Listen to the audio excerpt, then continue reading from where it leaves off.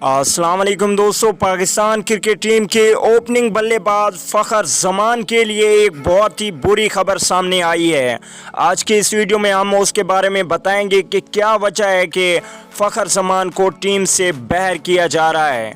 उससे पहले अगर आप फ़खर ज़मान के फ़ैन हैं तो इस वीडियो को लाइक कर दें, और अगर चैनल पे फर्स्ट टाइम है तो बराए मेहरबानी चैनल को सब्सक्राइब करके साथ में लगे बेल के आइकन को ज़रूर इनेबल कर देना है। चलिए दोस्तों, बगैर कोई आपका कीमती वक्त है कि आपको बताते चलें कि श्रीलंका टूर पे आने वाला है पाकिस्तान। 27-29 सितंबर को 2 वनडे और 2 अक्टूबर को तीसरा वनडे मैच खेला जाएगा। वनडे और T20 सीरीज़ के लिए फ़खर ज़मान पाकिस्तान टीम के लिए दस्तयाब नहीं होंगे।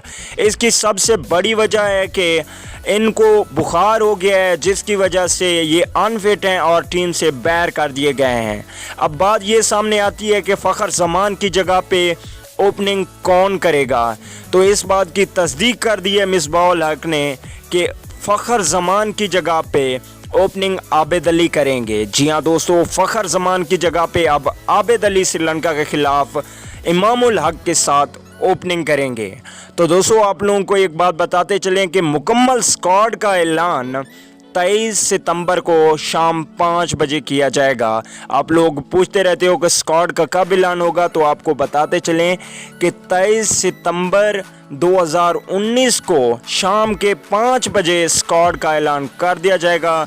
जैसे ही स्क्वाड का ऐलान होगा, ठीक 3 से 4 मिनट के अंदर अंदर आपको इस चैनल पे स्क्वाड की भी मुकम्मल डिटेल मिल जाएगी। इसके अलावा दोस्तों, ताज़ा तरीन जो खबर है उसमें शुएब मलिक, मोहम्मद हफीज़ और फ़खर ज़मान को बाहर कर दिया गया है टीम से।